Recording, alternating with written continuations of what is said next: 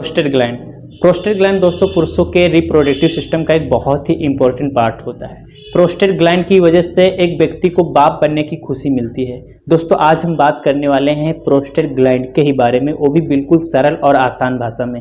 दोस्तों आइए जानते हैं प्रोस्टेट ग्लैंड का काम क्या होता है, ये कैसे काम करता है, इसमें कौन कौन सी बीमारियां हो जाती हैं, क्या प्रोस्टेट कैंसर भी होता है। दोस्तों आज इस वीडियो में हम बात करेंगे अगर किसी व्यक्ति को प्रोस्टेट से संबंधित कोई बीमारी होती है तो उसको कैसे ठीक करेगा, वो भी बिना किसी दवाई से। तो वीडियो को स्किप नहीं करिए और वीडियो को पूरा देखिए। और अगर आप पहली बार वीडियो को देख रहे हैं, आपको सेक्स से संबंधित कोई भी दिक्कत है तो वीडियो इसके अलावा और भी इस चैनल पे पड़े हैं तो आप देख सकते हैं। आइए बात करते हैं प्रोस्टेट ग्लैंड कहाँ पे होता है और कैसे काम करता है। जो आपका पेनिस होता है, पेनिस माने लिंग, तो इस लिंग में एक नली होती है जिसको हम यूरेथ्रा बोलते हैं, और इस यूरेथ्रा से दोस्तों आपका स्पर्म भी निकलता है और उसी रास्ते से आपका यूरिन भी निकलता है, यानी कि रास्ता एक है, चीज़ें दो निकलती हैं।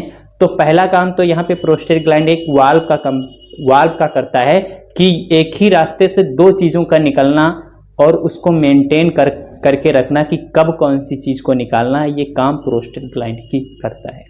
एक मेन गेट की तरह, एक मेन दरवाजे की तरह ये प्रोस्टेट ग्लैंड आपके लिंग के थोड़ा पीछे लगा होता है, और जब आप सेक्स करते हैं तो उस समय पे ये पेशाब को रोकने का काम करता है, वीर्य को निकालता है। और जब आप पेशाब करते हैं तो पेशाब को निकालता है, वीर्य को रोक देता है। पहला काम इसका ये होता है कि ये एक वाल्व की तरह काम करता है। और दोस्तों दूसरा काम इसका ये होता है कि चिपचिपा पानी जो आप देखते हैं, जिन लोगों को अक्सर लोगों की ये शिकायत रहती है, कोई लड़की से बात करते हैं तो उनके लिंग से चिपचिपा पानी आता है।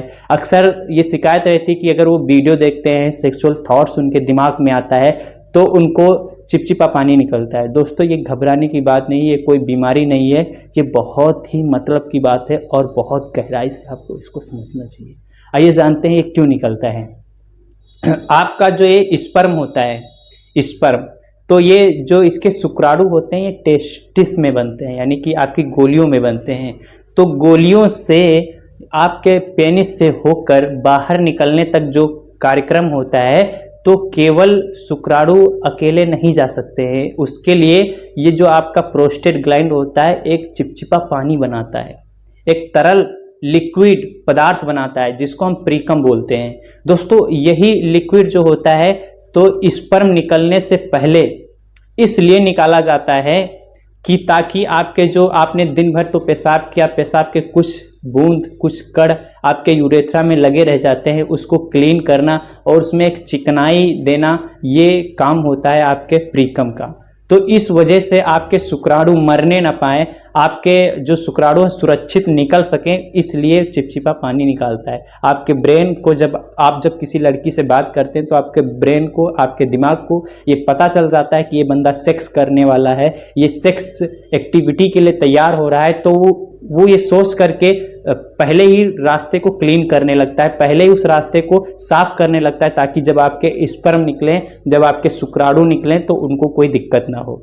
ये थोड़ी मात्रा में अगर होता है तो कोई दिक्कत नहीं होती, कोई बीमारी नहीं है, लेकिन अगर ये लगातार बार बार होता है तो दोस्तों ये एक बहुत बड़ी समस्या हो जाती है, जिसकी वजह से आपको वीकनेस आना, जिसकी वजह से आपको बहुत ज़्यादा कमजोरी होना, बोन्स वीकनेस तक की समस्याएं होने लगती हैं।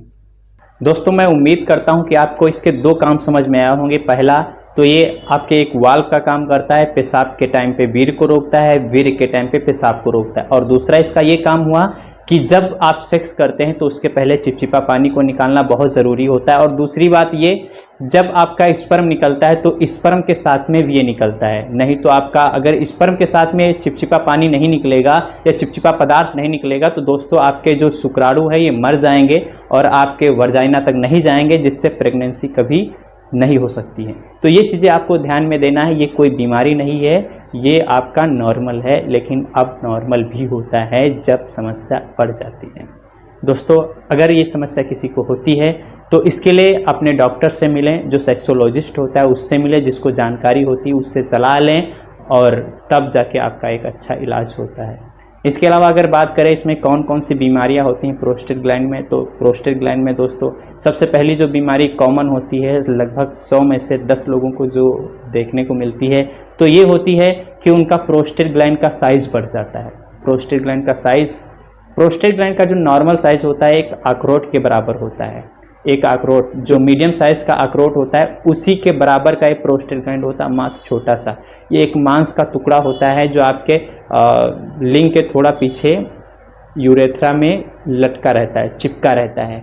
ये एक मान के चले ये आपका एक यूरेथ्रा है और इसके पीछे एक ऐसे करके लगा रहता है ये इसके ऊपर, और इसके ऊपर सेमिनल वेसल्स होती हैं, ग्लैंड होती हैं।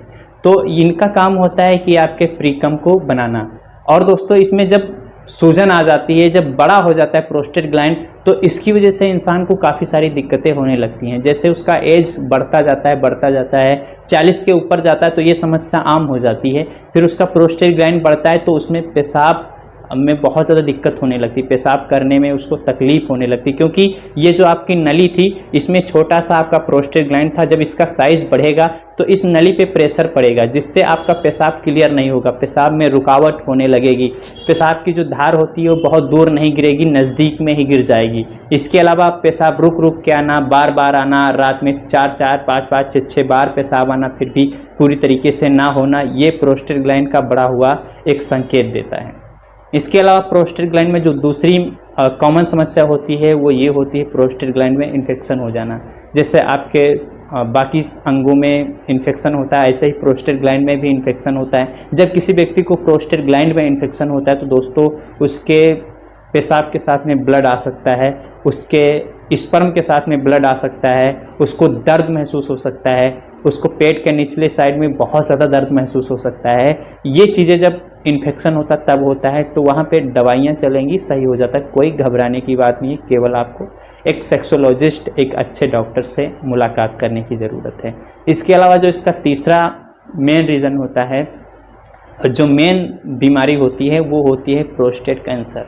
दोस्तों प्रोस्टेट कैंसर भी बहुत ज़्यादा लोगों में देखा गया है। प्रोस्टेट कैंसर जो होता है इसमें क्या होता है, जो इसके छोटे छोटे जो प्रोस्टेट ग्लैंड का जो छोटा सा भाग होता है इसमें इसका साइज़ बढ़ने लगता है, धीरे धीरे साइज़ बढ़ने लगता है और इसके जो सेल होते हैं वो डैमेज होने लगते हैं, जिसकी वजह से इंसान को बहुत ज़्यादा दिक्कतें होने लगती हैं। और फिर अगर प्रोस्टेट कैंसर होता है तो उसको इलाज करने में थोड़ा प्रॉब्लम होती है और उसको बाप बनने में भी बहुत ज़्यादा दिक्कत होती है। आप सोचिए प्रोस्टेट ग्लैंड ही आपका सारा काम कर रहा था, सारा सिस्टम को संभाल के रखा था, अगर उसी को कोई दिक्कत होती है तो फिर कैसे इंसान बाप बन सकता है। तो प्रोस्टेट ग्लैंड को सेव करना, प्रोस्टेट ग्लैंड की देखभाल करना, ये प्रोस्टेट ग्लैंड जिसका है जिम्मेदारी उसी की बनती है, कोई दूसरा इसमें हाथ नहीं लगाएगा। जब दिक्कत हो जाती है तो उस टाइम पे हाथ लगाने वाला केवल डॉक्टर होता है, उसके अलावा इसमें कोई कुछ नहीं कर सकता है। तो आपको अगर डॉक्टर से पहले आपको इसकी रक्षा करना है तो इसके लिए आपको कुछ एक्सरसाइज करते रहना है डेली बेसिस पे। जैसे कि कोई भी एक्सरसाइज आप कर सकते हैं, उसमें कोई ये नहीं कि ये एक्सरसाइज करें, ये नहीं कि वो एक्सरसाइज करें, ऐसा कुछ नहीं होता है, कोई भी एक्सरसाइज कर सकते हैं। और दूसरा, आपको जंक फूड्स या फिर फास्ट फूड ये चीज़ें बिल्कुल नहीं खानी है। ये चीज़ें आपको बहुत ज़्यादा नुकसान पहुंचाती है आपके प्रोस्टेट ग्लैंड में और बाकी के आपके शरीर में भी बहुत ज़्यादा दिक्कत पहुंचाती है। तो जंक फूड से बचें और नॉर्मल खाना खाएं, हेल्दी खाना खाएं, जो आपका घर का खाना है वो खाएं, बाहर की चीज़ें थोड़ा कम खाएं। अगर ऐसा आप करते हैं तो प्रोस्टेट ग्लैंड में कोई दिक्कत नहीं होगी। इसके अलावा और भी बाकी के अंग आपके सुरक्षित रहेंगे। आई होप आपको इस वीडियो में प्रोस्टेट ग्लैंड से संबंधित सारी जानकारी मिल पाई होगी। अगर कोई भी डाउट रहता है तो आप कमेंट करिए, हम बेहतर समझाने का अगले वीडियो में प्रयास करेंगे। जय हिंद, जय भारत, वंदे मातरम।